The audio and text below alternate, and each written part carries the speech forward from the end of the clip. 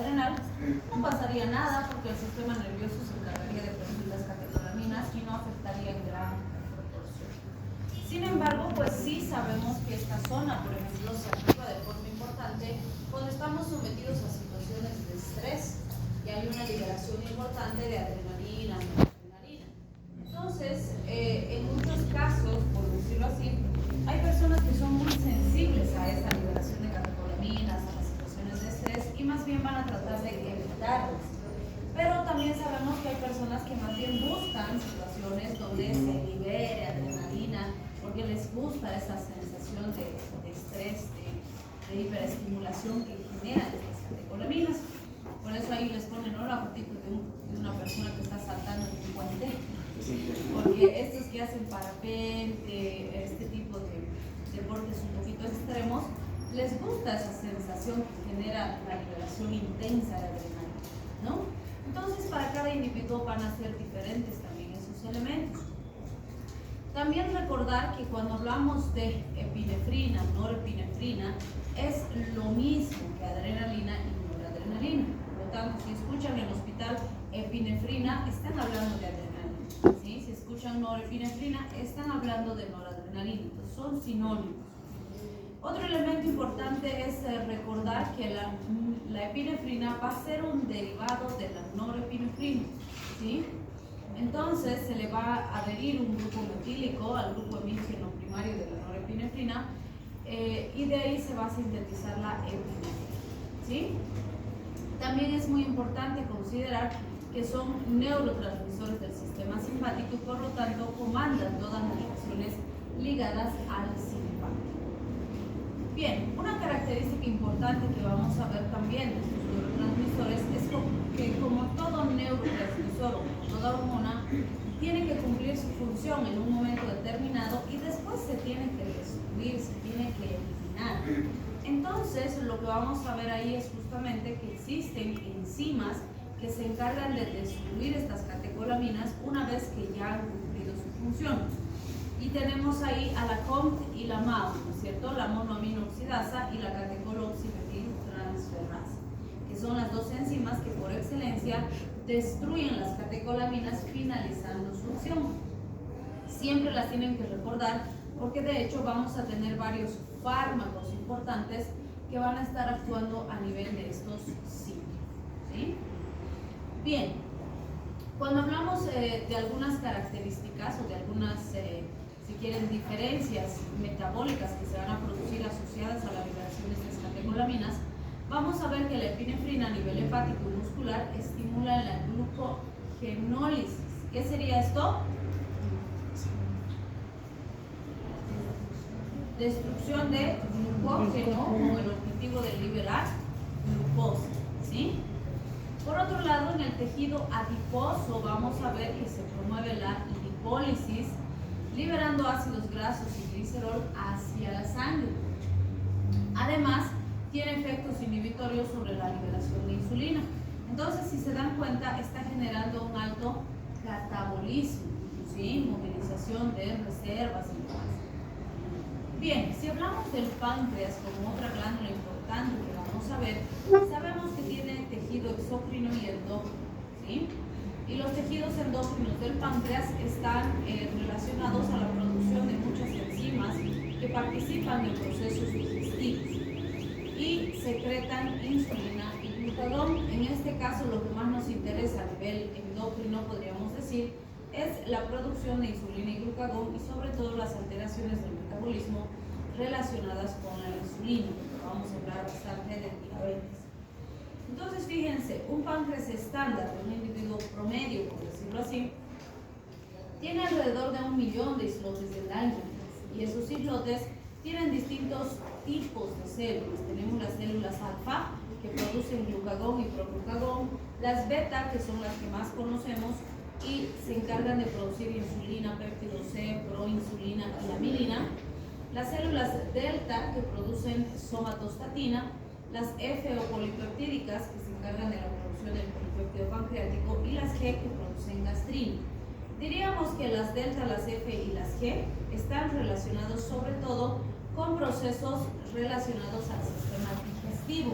Fíjense, aumentan la secreción ácida del estómago, inhiben células secretoras, facilitan fenómenos digestivos, o sea, todas estas son súper importantes a nivel gastrointestinal. En cambio, estas otras tres, la insulina, el glucagón y la amilina, están más ligadas al metabolismo energético. Sabemos que la insulina es anabólica y va a favorecer el almacenamiento, porque se va a liberar en cantidades altas cuando tenemos grandes concentraciones de soluto, ¿sí? ¿Y eso qué implica? Que esas concentraciones de soluto van a, si quieren, como hay exceso, por decirlo así, la célula va a usar y todo lo que no use lo va a guardar y ahí vamos a almacenar como glucógeno, ¿cierto?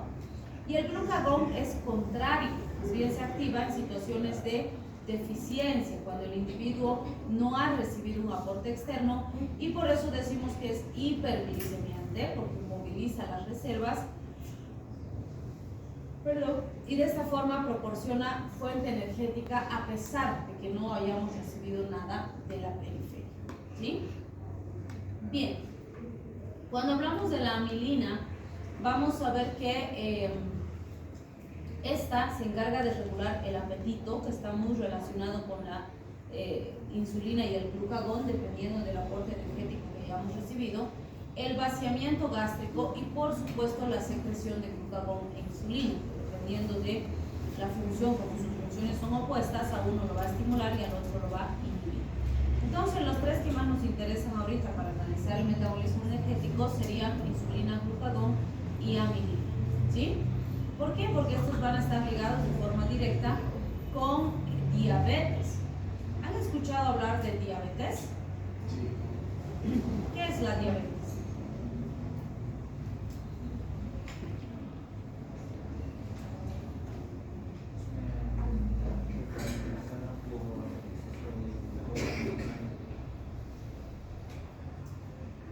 Ya, muy bien. Entonces, la diabetes es una enfermedad metabólica en primera instancia, es crónica, ¿sí? Y se caracteriza por elevación de la glucosa en sangre. Esa elevación de la glucosa en sangre puede tener origen en dos elementos fundamentales. O no hay insulina y por lo tanto no se puede meter la glucosa dentro de la célula, o sí hay insulina, pero hay resistencia a la insulina, ¿vale? Es decir, los receptores de insulina no están captando bien a la insulina y por lo tanto no están funcionando, ¿sí?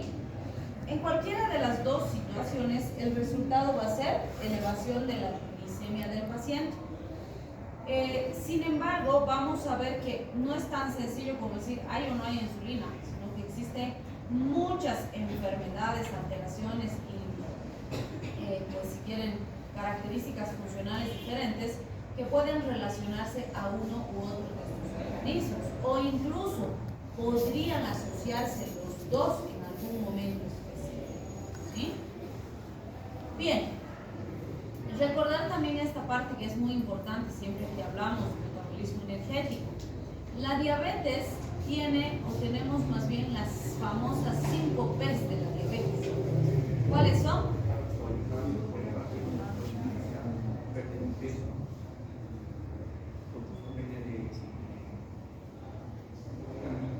Poliuria, ¿y cuál más? La quinta P está en discusión, o sea, legalmente la quinta P es la polineuropatía, ¿sí?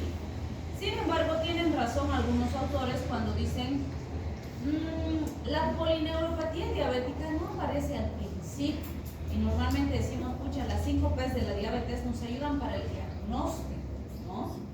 Sin embargo, si la polineuropatía aparece de forma tardía, entonces como que no va a estar generalmente cuando hacemos diagnóstico, ¿sí? Está asociada ya a una evolución más avanzada de la enfermedad y demás. Entonces algunos dicen la quinta P la podemos reemplazar por el prurito, que es característico, el paciente empieza a tener sensación de prurito en piernas, en brazos, es bastante común, o por las pigmentaciones de piel, las famosas acartosis nígricas, ¿no? Que son bien características, incluso de resistencia a la insulina, no de diabetes. Entonces nos dice, sí podremos reemplazar la quinta P por estos dos síntomas que va a describir el paciente, que va a percibir. Y a medida que va avanzando la enfermedad, sí aparece la polineuropatía. ¿Sí?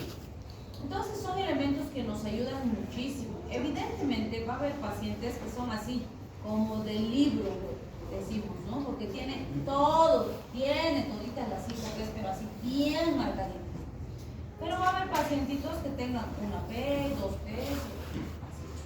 Entonces varía una persona.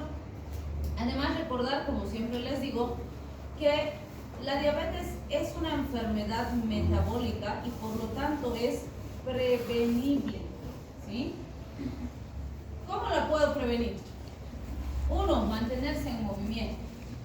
Varias veces ya hemos reflexionado al respecto, ¿no? De que es muy importante instar al paciente a realizar actividad física moderada. Y eso nos incluye a todos, ¿sí? Nosotros también, como médicos, tenemos que ser funcionales. Ya les he dicho, nos interesa que el paciente haga actividad física, no porque queremos que vaya a pelear, a competir, qué sé yo, no, sino porque queremos que su organismo, su cuerpo sea funcional. Ya les he dicho, a ver, imagínense el médico así súper gordito, con obesidad de segundo grado, haciendo RCP a un paciente que está en paro. Pucha, se va a infartar el doc también, así, ¿no? Estás alistando doble equipo de paro. No sabemos si va a reanimar o más bien el paro se le va a pasar a él también. Entonces es complicado, ¿sí? A veces tenemos que subirnos a la camilla, inclusive para hacer bien la reanimación, y pues imagínense con sobrepeso, se puede volcar con la camilla el médico, pucha, terrible, ¿sí? O ya les he dicho, ¿no? Si aparece el holocausto zombie, ¿quiénes van a morir primero? Bueno, depende, ¿no? Decíamos, si nos tocan los zombies de Walking Dead, ya, todavía, ¿no? Con estrategia. Pero si nos tocan los de Guerra Mundial Z, pucha, ya fuimos, así, sobre todo si no estamos en buena condición física, ¿no? Facilingo nos van a comer. Entonces, es importante mantener nuestro cuerpo funcional, ¿sí? Como les digo, para varias actividades, más aún ustedes que van a brindar salud a la población, tienen que mostrar pues lo que venden, ¿no? Entonces, a ver, vayan a un nutricionista y que les hables de buenos hábitos alimenticios y es así, gordito, así, ¿le van a creer? Sospechoso, así, ¿no? Medio que no saben. Entonces, es muy importante mantenerse funcional. O yo les digo, es una tristeza ver a un papá, una mamá, que no puede jugar con sus niños. Porque, pucha, se tropieza y se lesiona algo, o no puede correr, o no los puede levantar. Porque no tiene condición física para hacerlo, ¿sí? ¿O han visto alguna vez, pum, se cae el enano, y la mamá queriendo ir a levantar y pum, la mamá más, y no se puede parar? Se para primero el enano para tratar de ayudar a la mamá. No puede ser, no es bien.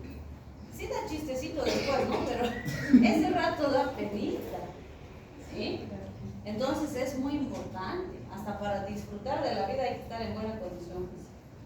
Bien, entonces fíjense, también es importante consumir grasas saludables. Ya les he dicho eso de satanizar a las grasas y decir que son malas y malas. No, no va. Las grasas son necesarias, pero hay que consumir grasas en cantidades adecuadas y las que necesitamos, pues, ¿sí? Entonces necesitamos buena cantidad y fíjense en aceite de oliva, palta, nueces, son algunos de los ejemplos donde las podemos consumir. También es importante cuidar los azúcares refinados. Si hoy día ustedes revisan la composición que tenemos de los alimentos, es una barbaridad, ¿sí? Porque casi todo está llenísimo de azúcar, ¿sí? Pero otra vez les digo lo mismo de las grasas, no es para satanizar a los azúcares, lo importante son las proporciones, ¿sí? Pero yo conozco pacientes que dicen que no comen azúcar, ¿no? Y consumen stevia, pucha, pero toman miel, ¿no? Le ponen tantito de agua a su stevia, porque toman así, pero pues dulce. Porque la stevia es así, cuarto polvito, 90 polvitos, así. No agarran igualito que el azúcar le ponen en la stevia. Es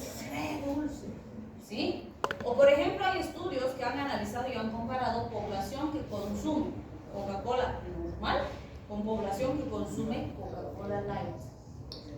Y los peores son los que consumen Coca-Cola Light. Porque tienen la falsa idea, ¿no? De que, como no tiene azúcar, entonces no hace daño y le meten el doble o el triple. Y su salud está peor. No estoy diciendo que la light sea peor que la normal. Lo que está peor son los hábitos del paciente. ¿Sí? Entonces las cantidades se deben controlar de forma decir.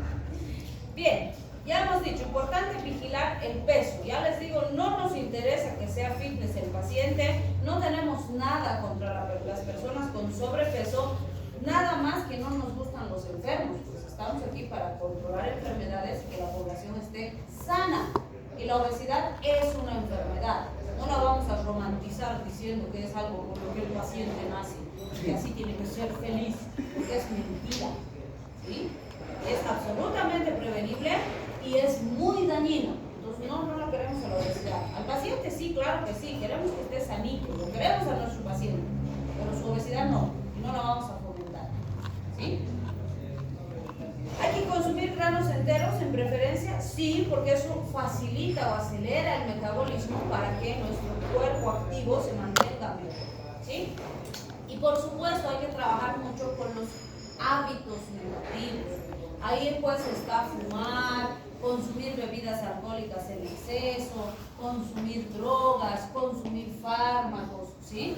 Todas esas cosas pueden ser peligrosas si se hacen de forma desmedida, si están fuera de límites considerados aceptables, vamos a decir, ¿sí? Yo no les digo no fumes, no tomes, qué sé yo, pero tienes que hacer las cosas con criterio, que no te esté representando un daño significativo a tu salud, ¿sí? Bien, si hablamos de los criterios que nos da ADA, y bueno, esto es la clasificación de ADA, sin embargo me han dicho que este año ha salido una nueva, hay que actualizarnos, ya lo actualizaré para el siguiente año. Entonces, por el momento todavía sigue esta y seguro que en todos lados siguen usando esta porque no todos se actualizan, ¿verdad? Entonces, pero todavía son válidos.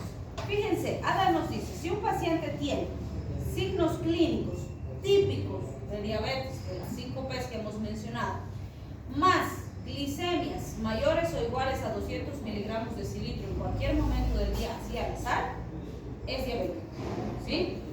Ahora, si le tomamos su glicemia en ayunas, que es lo más apropiado, lo mejor, tenemos parámetros para determinar el riesgo.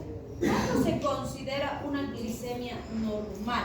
¿Cuál es el parámetro de rango? De 70 a 100, ¿sí? Antes era de 60 a 120, sus buenos años han sido 60 a 120, y de hecho van a encontrar algunos hospitales o laboratorios que todavía manejan el 120 como parámetro, ¿sí? O el 110, que ha quedado más años, ¿no? De 60 a 110. Pero lo correcto actual es de 70 a 100. ¿Por qué se hizo esta modificación?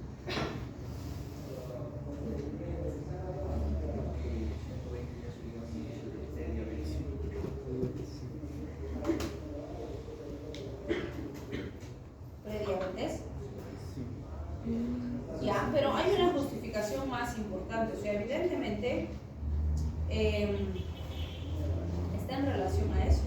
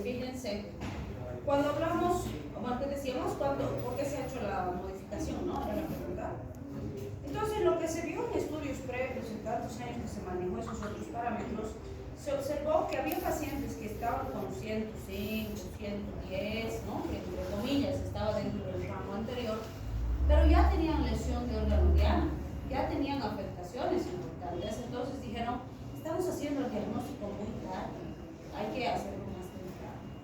Y en relación al límite inferior, que era 60, se encontraron casos de pacientes que con 60 ya estaban con signos importantes de hipoglicemia y lesión asociada a la hipoglicemia sostenida en el paciente. Entonces dijeron también, estamos esperando demasiado para intervenir, entonces hay que subirle el parámetro, ¿sí? Entonces hoy en día ya desde 70 ya nos preocupamos y subimos el nivel glicémico, y ya desde 100 pues ya empezamos a hacer el manejo del paciente si es que está por encima de eso, ¿sí? Bien, entonces fíjense,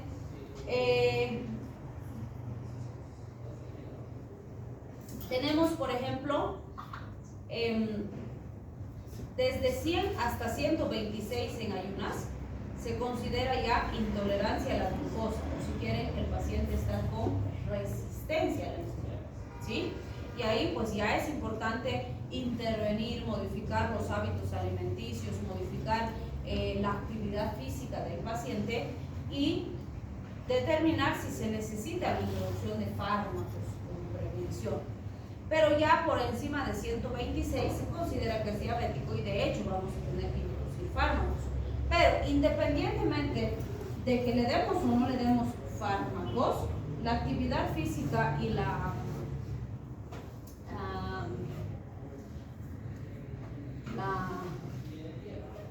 dieta es sumamente importante. Siempre les digo yo, el tratamiento de diabetes es un trípode, ¿sí?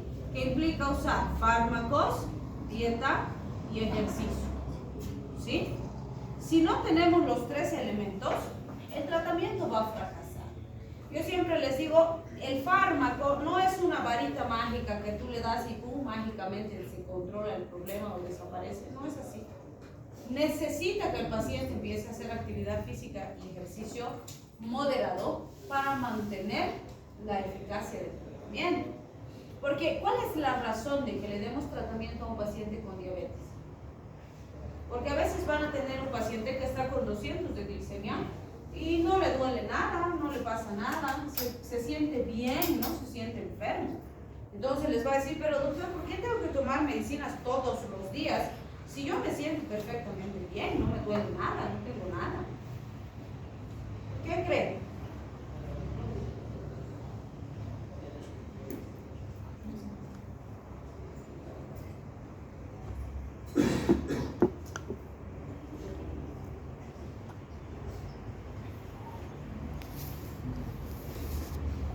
¿Qué dicen?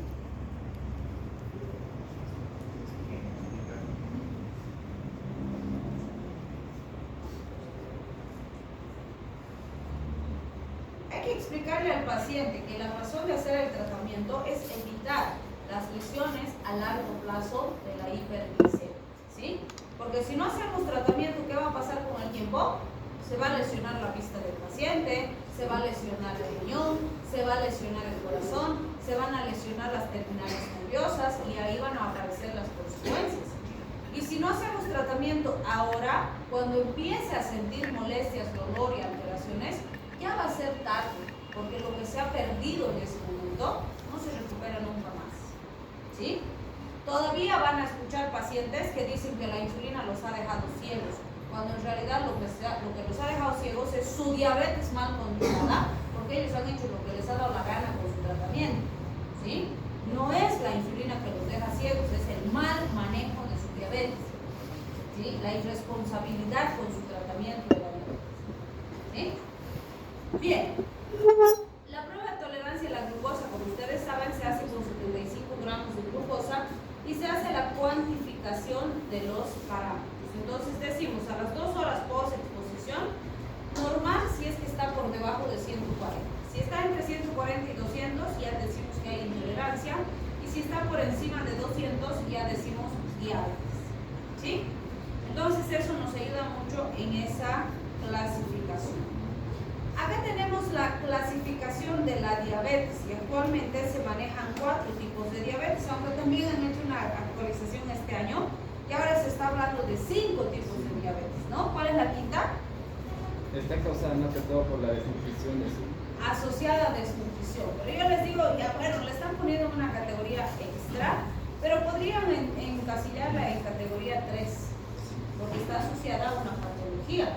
Categoría 3 es justamente diabetes relacionada a otros trastornos de base, ¿sí? Pero bueno, ahí se está manejando.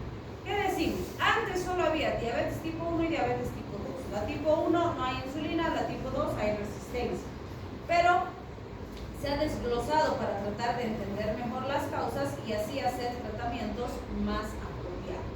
Entonces, fíjense, cuando hablamos de diabetes tipo 1, decimos esta puede ser autoinmune o idiopática.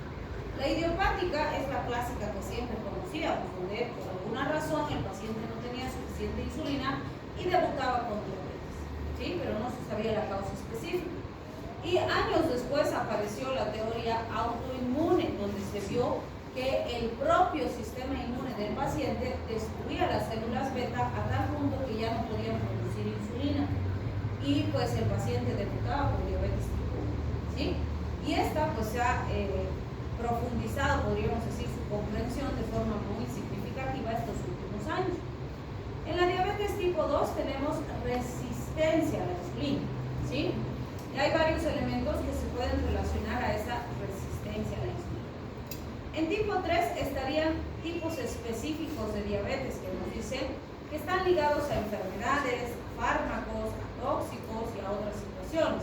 Por ejemplo, en este grupo se habla de los defectos genéticos en la función de la célula beta, donde están los distintos subtipos de diabetes tipo módulo, ¿sí?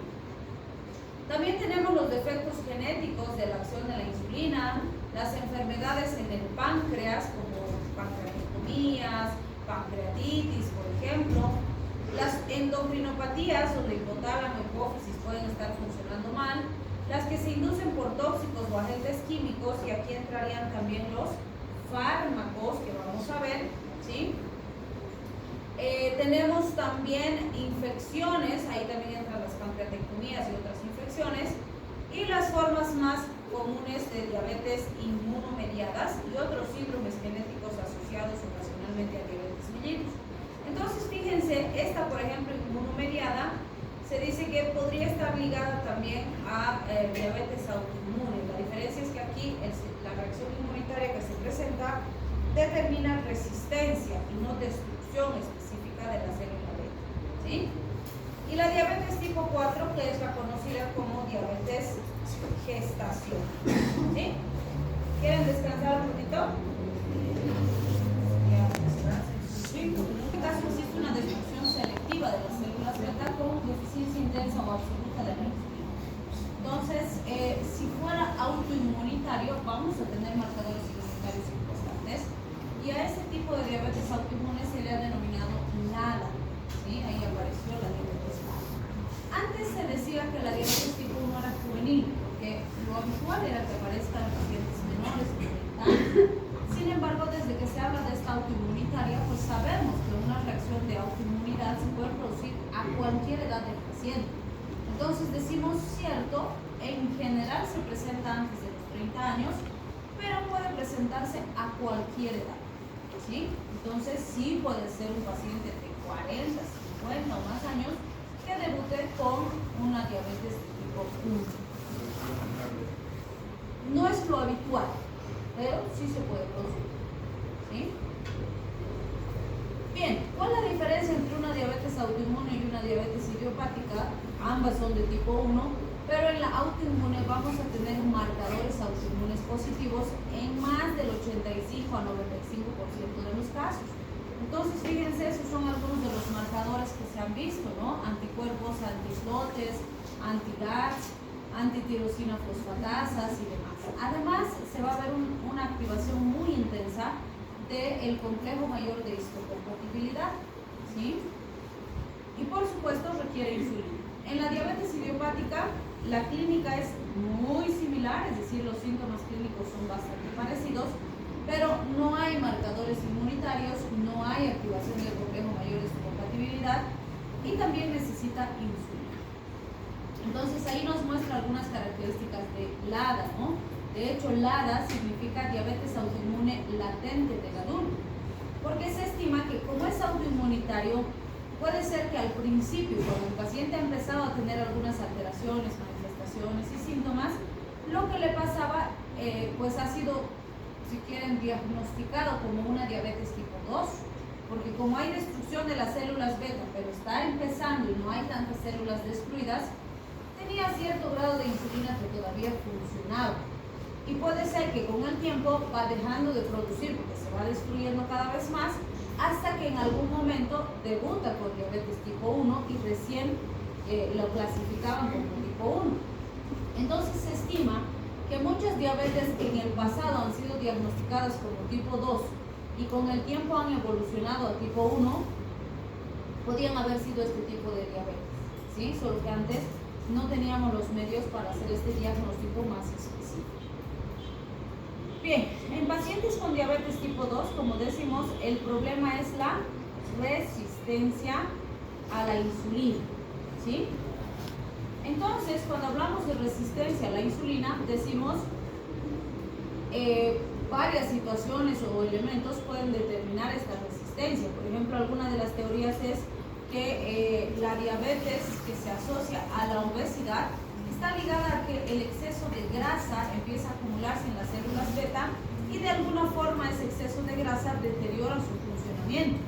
También hay autores que dicen que la presencia de grasa en cantidades tan importantes se va acumulando en el receptor y cuando la insulina va a querer estimular su receptor no logra estimularlo porque está lleno de grasa y no hace buena interacción, ¿sí? Pero son teorías que se tienen que demostrar. Pero lo que sí sabemos es que los pacientes con obesidad o con sobrepeso tienen más riesgo de debutar con diabetes que el resto de la población. Lo que no quiere decir que todos los diabéticos, que todos los pacientes obesos sean diabéticos. Tampoco quiere decir que todos los pacientes flacos no tengan diabetes, ¿sí? Porque puede pasar. Pero sí hay una relación marcada entre la obesidad y la diabetes. Los obesos tienen más riesgo de tener diabetes y gran parte de los diabéticos son obesos, ¿sí? Además, fíjense, los diabéticos, los diabéticos tienen elevación de grasas, es decir, se ha visto que tienen más flujo de ácidos grasos libres, tienen más concentración de triglicéridos y disminución de las HDLs. Por lo tanto, los diabéticos también tienen mayor riesgo de desequilibrio lipídico. Entonces, en los diabéticos siempre hay que vigilar el perfil lipídico cada 3-6 meses, dependiendo de sus factores de riesgo. Hay que hacer un perfil lipídico para ver que no esté alterado, ¿sí? Bien, estos son algunos de los factores de riesgo de diabetes tipo 2. Por ejemplo, pacientes que tengan más de 50 años ya tienen riesgo por el desgaste metabólico que tienen y su capacidad de metabolizar la glucosa. Sin embargo, aquí siempre les digo, si la edad constituye un factor de riesgo para varias enfermedades, principalmente las metabólicas, pero no quiere decir que porque el pacientito ya tiene más de 50 años tiene que estar enfermo. No, mentira, no es así. Y yo les digo siempre, van a ver ustedes un paciente de 50 años que lo miran y parece de 30, y pacientes de 50 años que lo miran y parece de 80, ¿sí? ¿Por qué? Porque siempre les digo, ustedes deciden cómo van a envejecer en base a lo que hacen en su presente, ¿sí? Ustedes deciden si quieren tener una vejez digna y funcional o si quieren tener una vejez en la que necesitan apoyo, soporte hasta para ir al baño, ¿sí? Entonces esos videos que suben donde hay un viejito de 60 que está con sus puntas nasales, con su carrito de oxígeno, ¿no? Y al lado muestran otro de la misma edad que se está poniendo sus tenisitos, su busito para ir a trotar. Claro que sí hay esa diferencia. Depende de lo que tú haces con tu vida ahora, cómo va a ser tu calidad de vida más adelante, ¿sí? Entonces, decidan bien para envejecer bien, ¿sí? Bien, otro factor de riesgo, fíjense, los obesos, ya lo hemos dicho varias veces, el índice de masa corporal mayor o igual a 30 ya es un factor importante de riesgo para diabetes. Familiares, la carga genética, claro que es importante. Se sigue diciendo que en diabetes es muy importante el antecedente de tener familia, sobre todo si es de primer grado, con diabetes. Mujeres con antecedentes de recién nacidos grandes, ¿no? Mayor o igual a 4,500. ¿Por qué decimos eso? ¿Cuánto será el peso habitual de nuestros bebés? La mayoría de los bebés en Bolivia, ¿de qué pesito nacen? 3 kilos, 3,5 kilos suele ser, ¿no? Entonces, si hay bebecitos de 4,5 o más, uy, son macrosómicos, no es lo habitual. Entonces, puede ser que la mamá ha sido diabética gestacional, pero no la hemos diagnosticado. Puede ser, no sabemos, ¿sí? Y obviamente también en mamás que ha habido mortalidad perinatal, es decir, han nacido bebecitos muertos o han habido complicaciones durante el nacimiento del bebé y demás. También hay más riesgos si el paciente es hipertenso, si hay dislipidemias, si hay antecedentes de glicemia en ayunas alterada o intolerancia a la glucosa, el riesgo es más alto. Y aquí falta un grupo súper importante. ¿Cuál es? Y que es muy común en nuestro medio. SOP, síndrome de ovario poliquístico, ¿sí? Y tenemos un montón de ovario poliquístico, muchos no diagnosticados, pero una de sus características es la resistencia a la insulina. Entonces, sí tienen más riesgo de diabetes.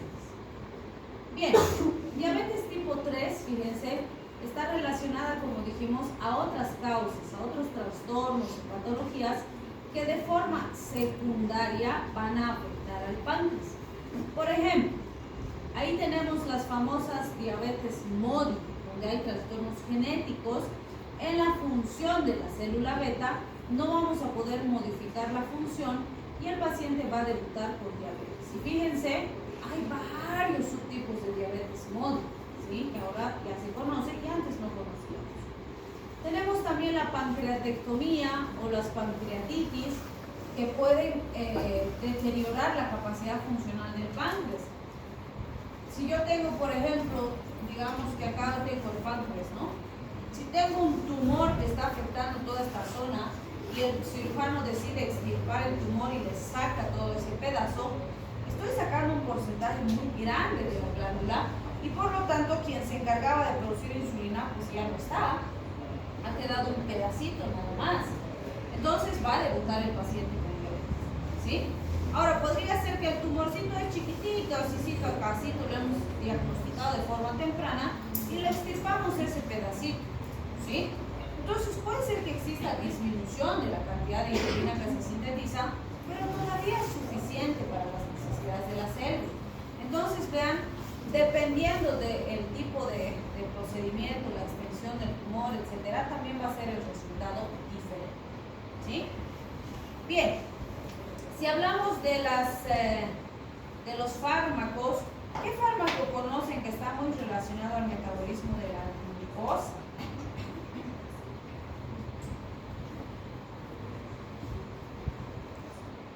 ¿Qué dice?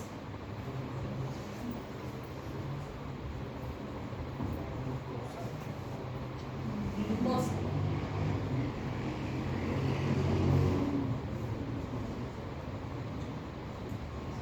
Los corticoides, ¿sí? Los corticoides generan resistencia a la insulina porque disminuyen la afinidad de la insulina por sus receptores. Entonces, si ustedes ahorita que están sanos, yo agarro y les doy corticoide por varios días, les puedo desencadenar una diabetes farmacológica, ¿sí? Porque sus niveles glicémicos van a empezar a subir porque la insulina no hace efecto, ¿sí? Entonces, es muy importante porque en los diabéticos, por ejemplo, entre comillas, no debería usar corticoides porque su glicemia se va a desestabilizar. Pero, por ejemplo, si tuvieran un paciente diabético que está con COVID y ya está con neumonía y necesitan darle corticoide, ¿le dan corticoide?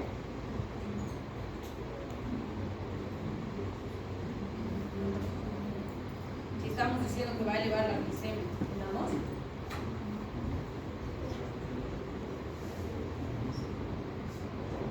¿Le damos o no le damos? está con neumonía, o sea, ahorita ya le estás dando tratamiento antibiótico a la neumonía, pero necesitas el corticoide para frenar la inflamación en pulmones. Si no, se te va a complicar y vas a necesitar ventilador, ¿quieres? Claro que hay que darle. El beneficio justifica el riesgo. Voy a darle, no hay absolutos en medicina. O sea, idealmente no debería darle. Si está leve, no, ¿para qué? Pero ahorita está grave, ya está con neumonía. Si no le doy, se me va a complicar la parte respiratoria y se me puede morir por insuficiencia respiratoria. Entonces, ¿qué hago? Sí le voy a dar, pero no me voy a olvidar que el corticoide altera la glicemia. Entonces, probablemente el tiempo que le esté dando el corticoide, voy a ser más estricto con el control de la glucosa. Veré si necesito aumentarle su medicación, aumentarle otro fármaco para que se mantenga más controlado, pero el corticoide me va a dar un gran beneficio en el control de la inflamación respiratoria. ¿Sí? Y tengo que dar. Entonces, vean, no es que nunca, jamás, o no, depende del caso de particular. ¿Sí? Si fuera un pacientito diabético que está inflamadita su garganta, no, pues no le voy a estar dando corticoide. Pero en ese caso de neumonía, claro que sí. ¿Sí? Bien, y por supuesto, enfermedades extrapancreáticas. Puede ser que está enferma la hipófisis, está enfermo el hipotálamo. El páncreas está perfecto, pero como sus jefes están mal, pues le comandan mal y hacen que trabaje de forma deficiente. ¿Sí? Claro, en las pancreatitis, ¿no es cierto? Acá tenemos los procesos infecciosos. ¿Qué ocurre normalmente en ese caso? Hay obstrucciones de los conductillos y no se logra eliminar las secreciones y las enzimas regresan, regurgitan, ¿no? Y empiezan a autodigerir el páncreas. De hecho, las pancreatitis son patologías con mortalidad sumamente alta. Se estima que de cada 10, 8 se mueren. ¿Sí? Entonces, en ese caso, obviamente, la infección o la inflamación, va a estar generando daño de las células pancreáticas. Entonces, claro, ese páncreas cuando está así todo inflamado, enfermo, no va a producir bien insulina. ¿Sí? Si el paciente sobrevive y las celulitas se restituyen bien, podría ser que produzca suficiente insulina y el paciente no se quede con diabetes. ¿Sí? Y pues sea transitoria no más. Pero si se recupera el paciente, pero este pancreasito se ha lesionado de forma muy significativa y no recupera, puede ser que sí el paciente persista con la deficiencia de insulina y va a tener diabetes el proceso. Entonces depende también cómo evoluciona el paciente. ¿Sí? Y la mayoría de las pancreatitis van a llegar a terapia intensiva. Bien, entonces fíjense, aquí está la diabetes MODY que hemos mencionado en este tipo y decimos la traducción o el significado de MODY es diabetes de inicio en la madurez de los jóvenes. ¿Sí? Entonces, esta, como está ligada a distintos genes, se dice que el paciente debuta en general antes de los 25 años, porque tiene la carga genética. Es más importante también considerar las características de antecedentes familiares. Se estima que por lo menos 3 generaciones del paciente ya tenían diabetes como carga genética. ¿Sí? Y volvemos a insistir, seguro que antes hemos diagnosticado MODY como diabetes tipo 2, pero en realidad era MODY, ¿no? Entonces, es importante considerar ahora que ya se puede hacer diagnóstico más específico. Vamos a ver que es monogénica, con herencia autosómica dominante y hasta el 50% tiene riesgo heredado, vale decir, el 50% de los hijos tienen la probabilidad de debutar con la enfermedad. Tiene buena respuesta al tratamiento y la dieta y los fármacos orales. Entonces, en general, haciendo buen tratamiento, estos pacientitos se regulan bastante bien. ¿Sí? Y pues insisto en que seguramente en la antigüedad los diagnosticábamos como diabéticos tipo 2 que responden muy bien al tratamiento, pero en realidad eran MODY. ¿Sí? Bien, ahí tenemos una tablita que nos muestra los subtipos de MODY que hay. Fíjense, MODY 1, 2, 3, 4, 5, 6. Y eso que este es del 2012. Actualmente ya se debe saber más todavía. ¿Sí? Entonces son elementos importantes a considerar. Bien, si hablamos de la diabetes gestacional o diabetes tipo 4, esta es propia de la gestación. Es decir, aparece en la gestación y tiene que desaparecer cuando la gestación termina. Si persiste cuando la gestación ha terminado, entonces no era una diabetes gestacional. Hemos hecho mal el diagnóstico.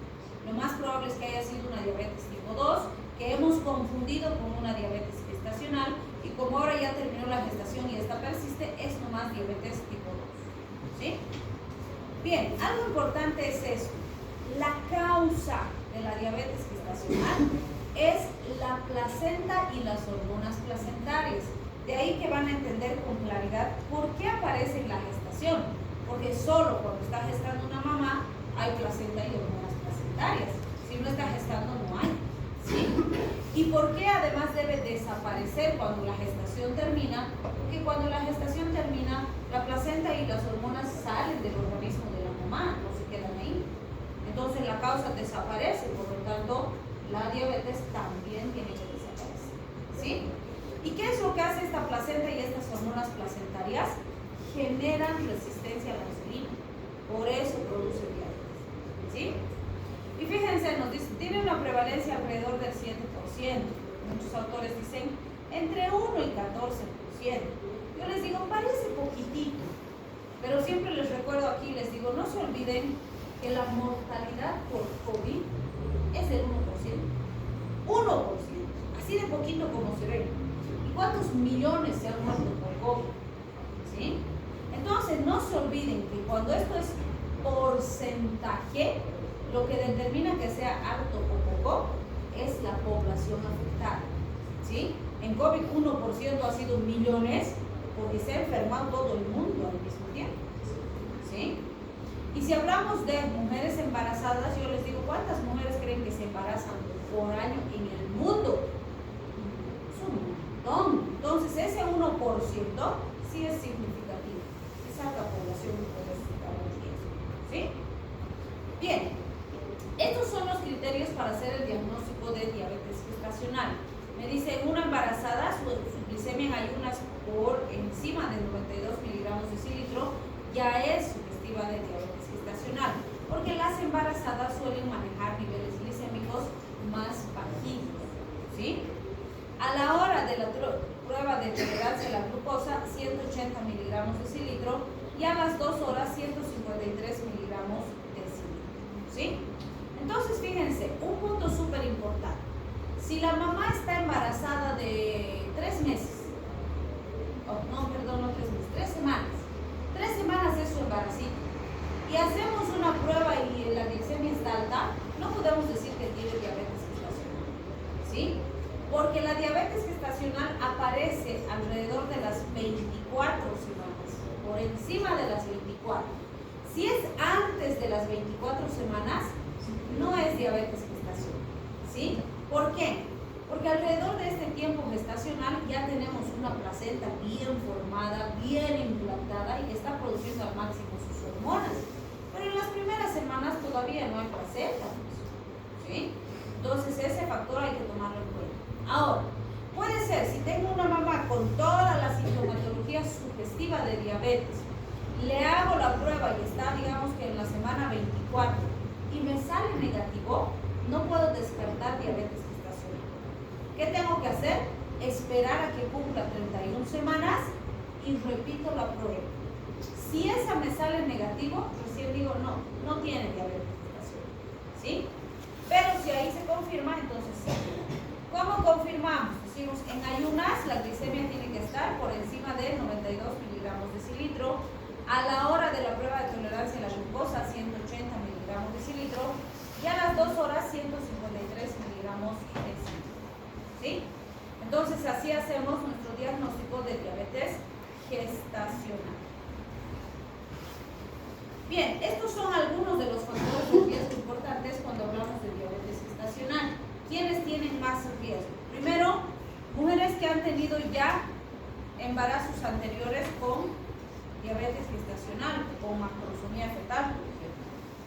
Pacientitas con edad mayor o igual a 30 años. Y esto es importante porque antes era poco frecuente pues, que mamás de 30 o más añitos se embaracen. ¿Sí? Sin embargo, hoy en día sabemos que muchas damas también buscan una formación profesional. Entonces, hacen una carrera primero y postergan la maternidad. Entonces, sí es común que sean mamás después de los 30 años recién, ¿sí? Porque han priorizado primero su formación y su capacitación. En cambio, antes, pues lo más común era 20, 22, 25 años ya, pues 2, 3 guaguas casadas, ¿sí? Entonces, ahora sí es más común mamás con más edad.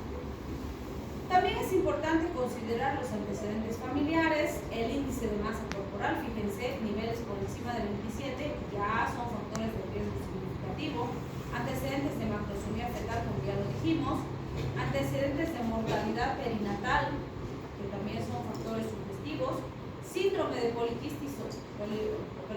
poliquístico, que es muy común en nuestra población, lo hemos mencionado, antecedentes de madres con alto o bajo peso al nacer, glicemias en ayunas que sean o estén por encima de 85 miligramos de cilitro, pacientitas con preeclampsia, multiparidad o que están usando fármacos hiperglicemiantes, por ejemplo, corticoides, antivirales, beta-miméticos, etc. Entonces yo siempre les digo, no se olviden que el embarazo no es una condición excluyente de otras condiciones. Las mamás embarazadas pueden ser hipertensas, sí. Pueden tener infecciones, claro que sí. Pueden, qué sé yo, tener VIH, también. Pueden tener enfermedades autoinmunes y están usando corticoides, también. Pueden tener asma y están usando corticoides, también. Entonces, vean, la mujer embarazada puede tener cualquier patología. El embarazo no la protege de ninguna enfermedad, ¿sí? Al contrario, cualquier enfermedad aumenta el riesgo de una manifestación, ¿sí? Pero sí se puede presentar. Bien. Cuando hablamos de la glándula pineal, esta está ubicada en la cabeza y se encarga de la producción de melatonina. ¿Para qué sirve la melatonina?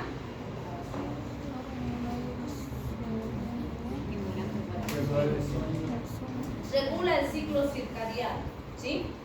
Entonces es muy importante para regular el ciclo de sueño en el paciente. Y hay pacientitos que no pueden dormir. Un montón. ¿Y qué puede producir insomnio en un paciente? ¿Cómo?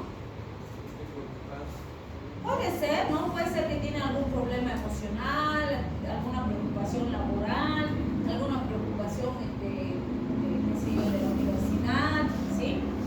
Puede ser. Puede ser también que es un viejito que ya no le da mucho sueño. ¿Han escuchado que los viejitos no duermen mucho?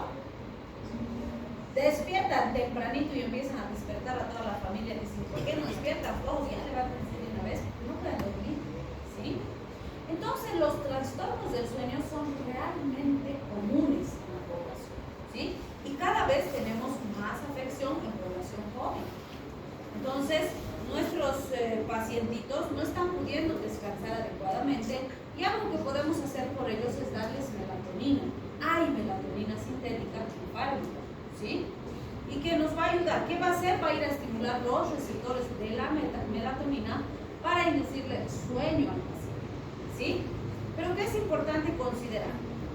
La mayoría de los estudios no recomiendan melatonina en dosis muy altas, ¿no? Se estima que la dosis más usada es 5 miligramos por día. Porque sí hay de 10, pero se ha visto que con dosis altas a veces más bien genera insomnio en vez de producir sueño, ¿sí? Entonces, muy importante eso. También es súper importante que consideren que si ustedes le dan mucha melatonina y por periodos muy largos de tiempo al paciente, ¿qué va a pensar su sistema nervioso? Va a decir, ah, pues ya me lo están haciendo melatonina. Yo no necesito trabajar. ¿Para qué? ¿Cómo voy a hacer? Y deja de hacer melatonina, ¿sí? Entonces, si yo le doy dosis altas y periodos largos de tiempo, su organismo va a dejar de producir melatonina, ¿sí? Entonces, la mayoría de las literaturas que recomiendo, un par de semanas, ya, dale dosis plenas de melatonina para que duerma. Y cuando vaya regulando su ciclo circadiano, empezar a bajar la dosis de melatonina y a darle suplementos para sintetizar melatonina. Por ejemplo, hay uno que viene de triptófano con melatonina y complejo beta. Entonces, ¿qué haces? Le estás dando suplemento a tu cerebro y cantidad pequeñita de melatonina. ¿Qué va a hacer esa cantidad pequeñita? Va a reforzar el efecto de la melatonina del paciente, pero además va a estimular a su cerebro para que sintetice más melatonina. Y el cerebro dice, wow, tengo insumos, produzco más y más bien va a mejorar su capacidad de producción. Lo ideal es que al final logremos estabilizar al paciente con suplementos y no con fármacos, ¿sí? Pero siempre les digo, tienen que investigar la causa del insomnio del paciente. ¿Por qué? Por ejemplo, hemos tenido pacientes que resulta que se desvelaba toda la noche jugando PlayStation porque dice que la señal es mejor de noche. Sí. Entonces dormía pues a las 5 o 6 de la mañana recién y dormía hasta las 2 o 3 de la tarde. Pues claro, se levantaba, almorzaba, hacía sus cosas y demás, y en la noche no tenía sueño pues. ¿Sí? Y había hecho esto sistemáticamente mucho tiempo. Entonces ha arruinado pues su ciclo circadiano. ¿Cómo va a dormir de noche si duerme de día? No va a dormir, ¿sí? O resulta que nuestro pacientito es un abuelito y el abuelito no puede dormir de noche. Cuando empezamos a pesquisar qué hace en la mañanita, a qué hora desayuna y no sé qué, nos damos cuenta que desayuna y hace siesta. A media mañana come su merienda y hace siesta. Almuerza y hace siesta. En la tarde toma tecito y hace siesta. ¿Cómo va a dormir de noche si se la pasa haciendo siesta todo el día? ¿Sí? Entonces, ¿qué tengo que hacer? Prohibido dormir de día. Te mantienes despierto, me das sueño, haz algo. Necesitamos que hagas algo, que pintes, que dibujes, que salgas, que riegues las plantas. Algo tienes que hacer, pero no puedes dormir de día. Así llega cansadito a la noche, duerme mejor. ¿Sí? O por ejemplo puede ser...